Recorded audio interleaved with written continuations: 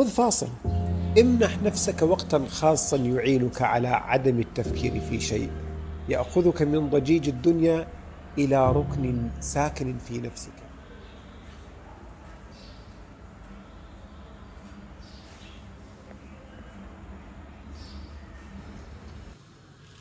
هنحضر دلوقتي فطار مع بعض.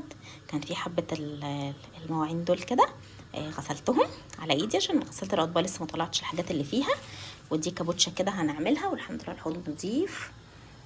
ودلوقتي بقلي بطاطس اهو وبسلق بيض، وهنعمل فطار ايه بقى بجد عالمي عالمي. استنوا اهو، بصوا الطعمية دي هوريكم دلوقتي شكلها، شكل الكيس بتاعها للبنات اللي عايشين هنا. الطعميه دي رهيبه رهيبه. استنوا هوريكم الكيس.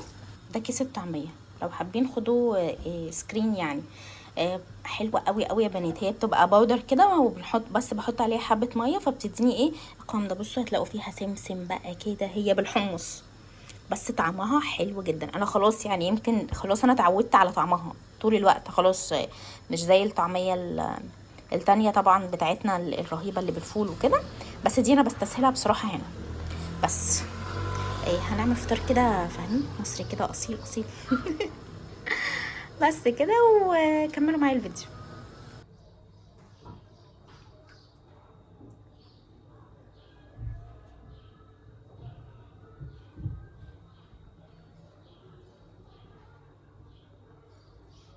كده الفطار بتاعنا البسيط يكون خلص.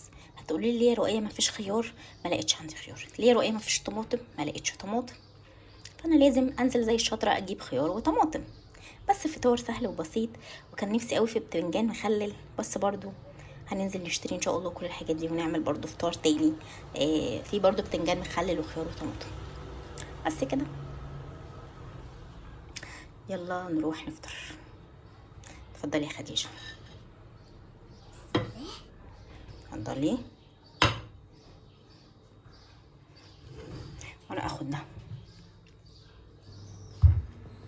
يا صباح الخيرات والهنا والسعادة عليكم، عاملين ايه؟ يا رب تكونوا بخير. لأول مرة تشوفوني انا رؤية. النهاردة هشارككم روتين يوم الجمعة.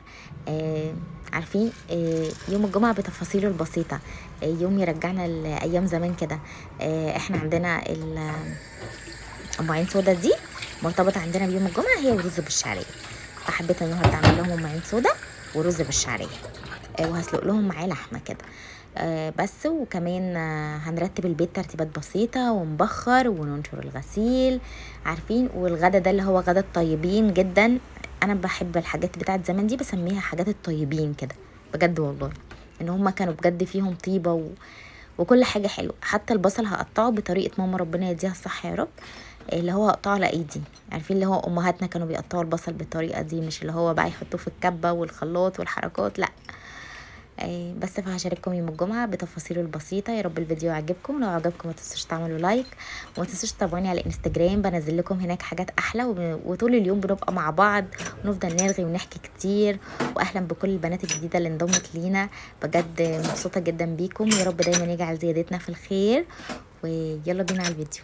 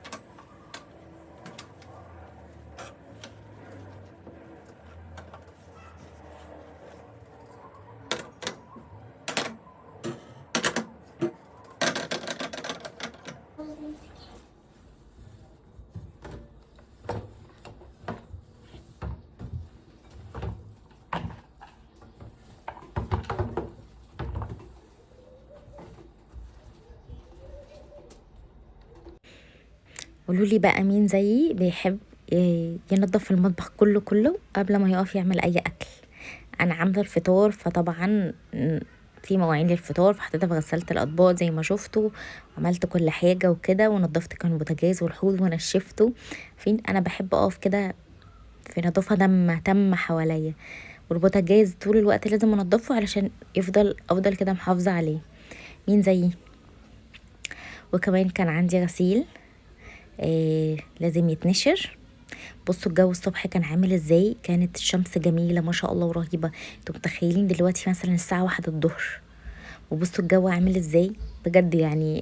في ثانية الجو بيقلب، وبالليل بقى مش عايزة اقول لكم كانت بتمطر كأنها سيول، والله حرفيا كأنها سيول. خلصت وقلت ادخل بقى اعمل الغدا زي ما قلت لكم، غدا الطيبين اللي هي اللوبيا ومعين سودا. انا بقطع البصل كده وبعدين بشوحه شويه في حبه زيت وزيت زيتون. على فكره كنت الاول ما بحبش زيت الزيتون، ومعظم يعني عندي في البيت ما كانوش بيحبوا طعمه خالص، بس انا مع التعود اللي هو كل حاجه بقت بزيت زيتون هما بقى بيحبوه جدا، وما بقوش ياخدوا بالهم اصلا ان في زيت زيتون على السلطه مثلا في الاكل. فحاولوا بجد مع التعود هتلاقوا اللي حواليكم ان شاء الله يتعودوا على العادات الصحيه دي. بس وانا بحب احط كده صلصه من اللي هي الصلصه الجاهزه دي، هبقى اوريكم الماركه اللي انا بستخدمها دي، طعمها حلو قوي. دي احسن ماركه غالبا انا استخدمتها هنا، ان انا جربت هنا كل الصلصات، وطبعا تركيا معروفه بصلصاتها الكتير يعني. بس فهبقى اوريها لكم، اسمها تات. بس وبعدين بحبها ان هي تتقلب الاول، تتشوح كده كويس جدا، وبعد كده بنزل عليها بحبه شوربه، وبعدين بحط كمان عليها صلصه انا عاملاها ومجهزاها وبحطها في الفريزر. زي ما انتوا عارفين شاركتكم قبل كده بطريقه ان انا دايما ببقى عندي صلصه جاهزه في الفريزر كده، بقى اصلا بتدي بعد كده للاكل اصلا طعم ومذاق بقى مختلف، ان انتوا حاطين نوعين الصلصه دول مع بعض. بس وكل شويه لازم اروح اغسل ايدي عشان في ناس بتقولي انتي بتستخدمي ايدك وكده. يا جماعه شوفوا في الفيديو انا غسلت ايدي كم مره بجد، انا اللي بعمل حاجه في البيت يعني، فانا بحب اتعامل بايدي. خلاص كده الصلصه خلصت. هحط طبعا سنه سكر علشان الحموضه بتاعه الصلصه، وبحط ملح وفلفل اسود، وبزودها دايما بالشوربه بتاعه زي ما انتوا شفتوا اللحمه او الفراخ لو انا عامله فراخ. بس وسنه ملح كده صغننه وخلاص، وخلصت الصلصه القمر بتاعتنا.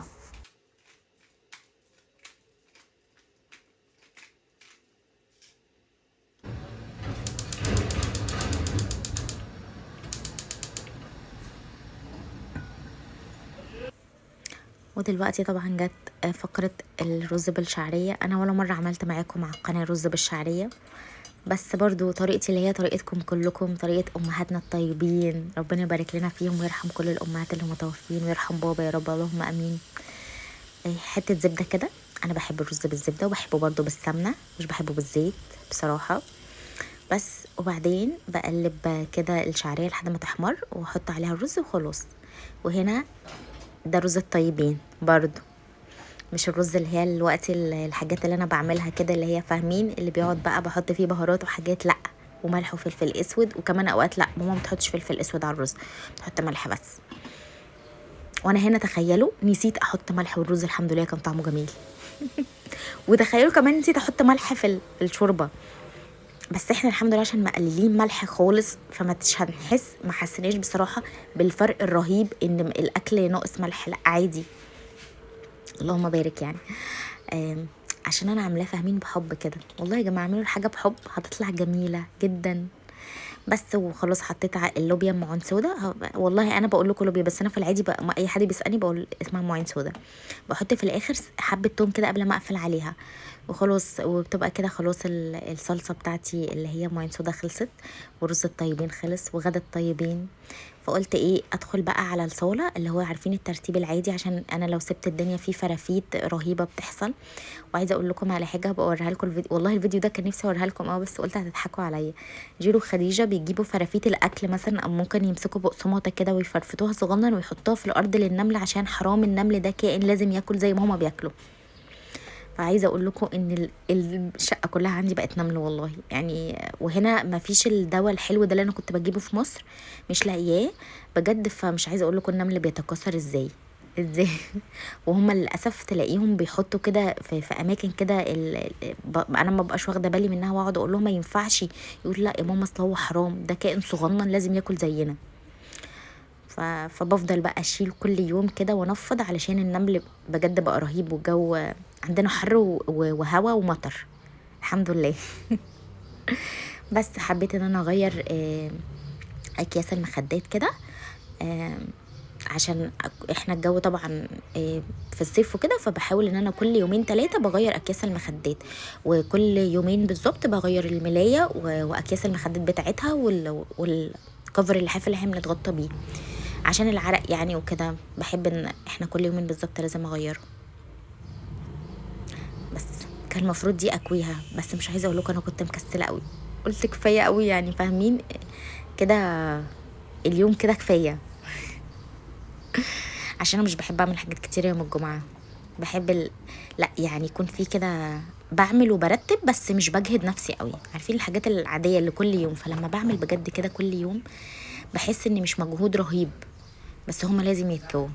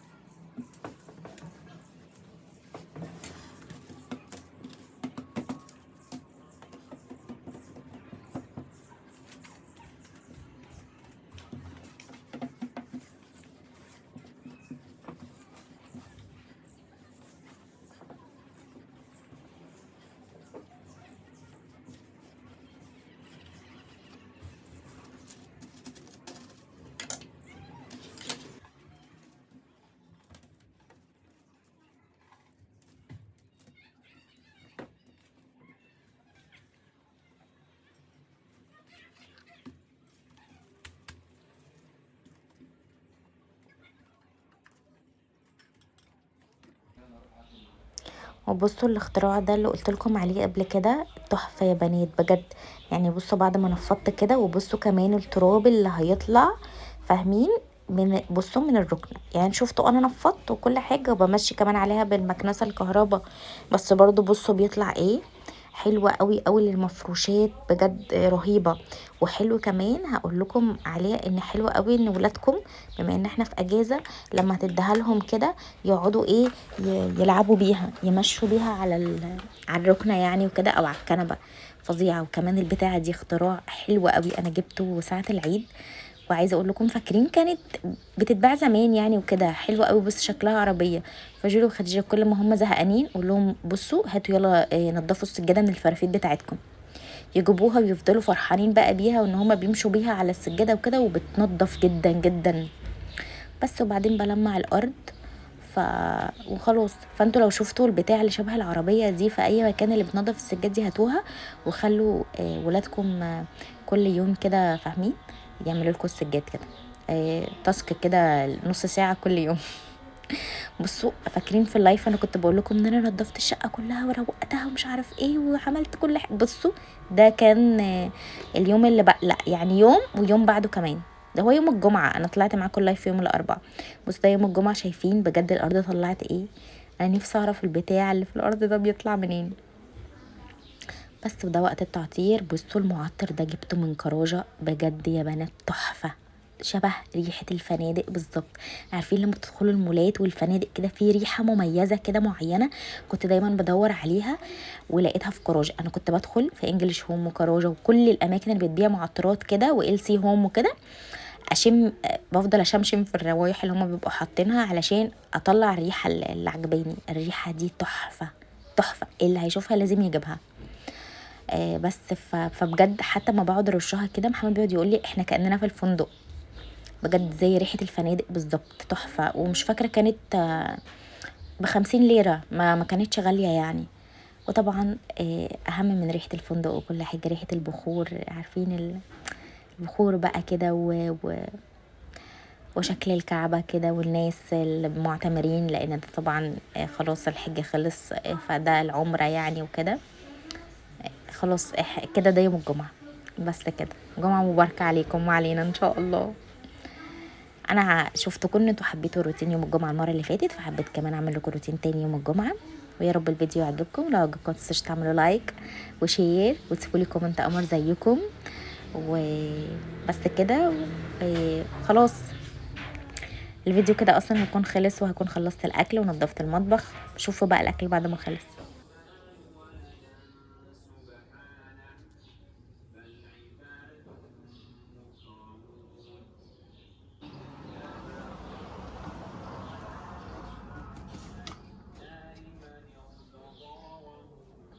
وبصوا خلصت خلاص البسله والرز بالشعريه، وخلاص اللحمه كمان اتسلقت. انتوا عارفين انا بحب اديها صدمه كده.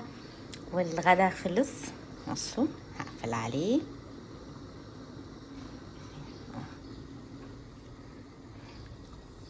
بس كده والغدا خلص، وكمان المطبخ اللهم بارك بصوا نضيف.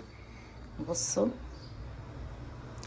بس، ودي الحاجات اللي انا استخدمتها دلوقتي، غسلتها بسرعه على ايدي عشان انتوا عارفين هشغل لسه الغساله بالليل.